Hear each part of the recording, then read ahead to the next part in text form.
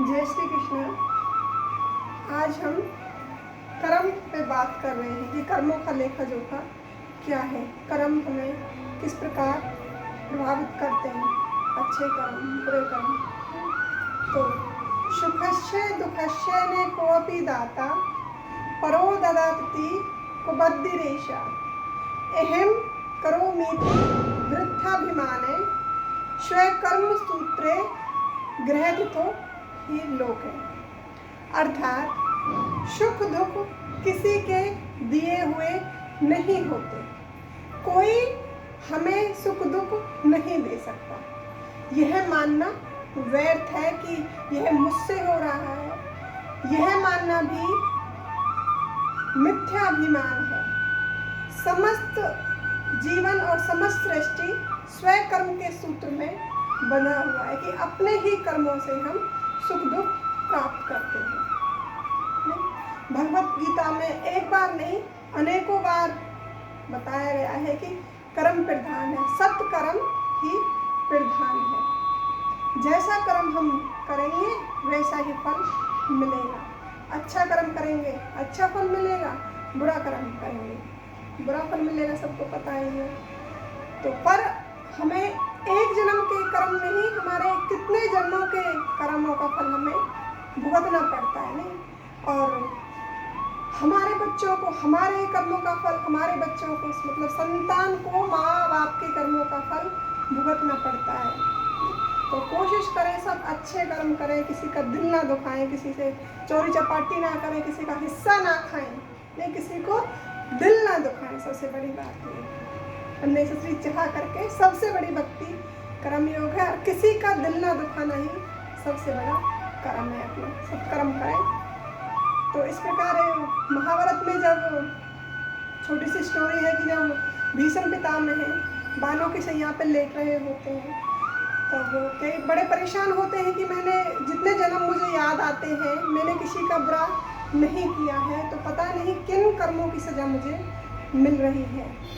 तो वहाँ उनके सभी सगे संबंधी उनसे मिलने आते रहते हैं।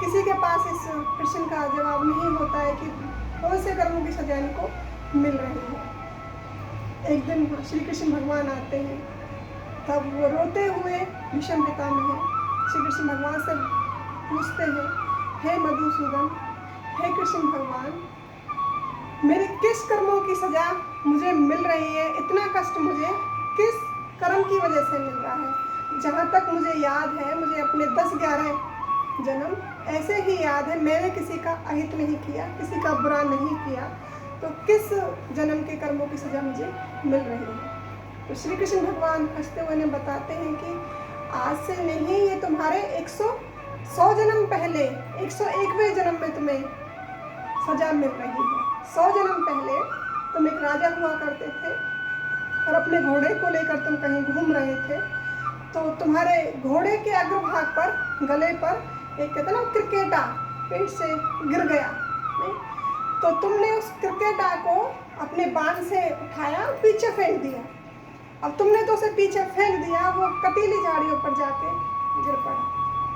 वो कई दिनों तक पड़ा रहा, निकलने की जैसे ज़्यादा कोशिश करता और ज़्यादा उसमें फंस जाता। तो वो 18-19 दिन पड़ा रहा ऐसे ही और मृत्यु को प्राप्त हो गया। तब उन्होंने मरते हुए तुम्हें श्राप दिया था कि तुम्हारे साथ भी वही ऐसा हो। तो तुम्हारे पिछले 100 कर्मों की वजह से, 100 जन्मों के अच्छे कर्मों की वजह से तुम्हें उसका श्राप नहीं लगा। अब 101वें जन्म में तुम्हें वो श्राप लगा है, क्योंकि इस जन्म में तुमने, जब माता द्रौपदी का चीरहरण होता है, सब देखते हैं कि वो बैठे रहते हैं और उनके हाथ में बहुत कुछ होता है, पर कहते हैं कि वो धर्म युद्ध था, तो वो बंधे हुए होते हैं अपने उनसे, तो वो कुछ बोल नहीं पाते हैं नहीं। तो श्री कृष्ण भगवान बोलते हैं कि सबसे बड़ी जो गलती तुमसे हुई है ये यहाँ थी, एक वो थी और एक यहाँ थी। तो इस जन्म में तुमसे ये पाप हुआ है। 100 जन्म तुम्हारे अच्छे थे, अच्छे कर्म थे, तो तुम्हें उस क्रिकेटा का श्राप नहीं लगा नहीं। इस जन्म में तुमसे जरा सी गलती हुई तो उसका श्राप तुम्हें लग गया। तो फिर उन्हें हार लाए, जो उन्हें पता चला हम भी ठीक कह रहे हैं, तो इसी प्रकार ये उनके बुरा कर्म जो था उसकी सज़ा मिली। तो उस पर इधर की साइड जो द्रौपदी होती हैं उनका जैसे चीरहरण होता है, उनके अच्छे कर्म उनके देखो यहाँ साथ काम आए थे कि पहले कभी वो गंगा स्नान करने जा रही थी, तो स्नान करते हुए वहाँ नदी गंगा में तो कोई साधु महात्मा भी स्नान करने के लिए आए। तो जैसे तेज बहाव के कारण उन साधु का लंगोट बह गया, तो वो बड़े परेशान हुए, भाई कैसे निकलूँ क्या। तो उन्होंने भाप लिया द्रौपदी ने कि भाई इनके साधु के साथ कुछ हुआ है। तो उन्होंने अपनी साड़ी फाड़ के लंगोट के बराबर कपड़ा उनको दे दिया और वो बांध के वहाँ से निकल गए। तो उन्होंने उनको आशीर्वाद दिया था कि भाई मैं इस लंगोट के बदले तुम्हारे भगवान श्री कृष्ण करें कि बहुत जब भी तुम्हें ज़रूरत पड़े तो लंगोट हजारों लाखों गुना बड़ा बन के तुम्हारे काम आएंगे। और दूसरी कथाओं के अनुसार वो बताते हैं कि जब श्री कृष्ण भगवान शिशुपाल को मारते हैं, उनका वध करते हैं, तो सुदर्शन के कारण अपने सुदर्शन के कारण उनकी उंगली में लग जाती है, खून निकलने लग जाता है।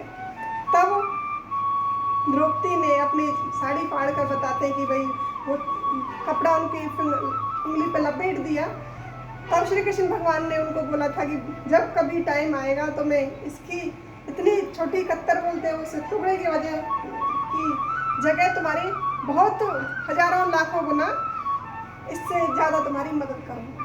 तो उनके वो कर्म, अच्छे कर्म की वजह से उनकी लाज वहाँ बची।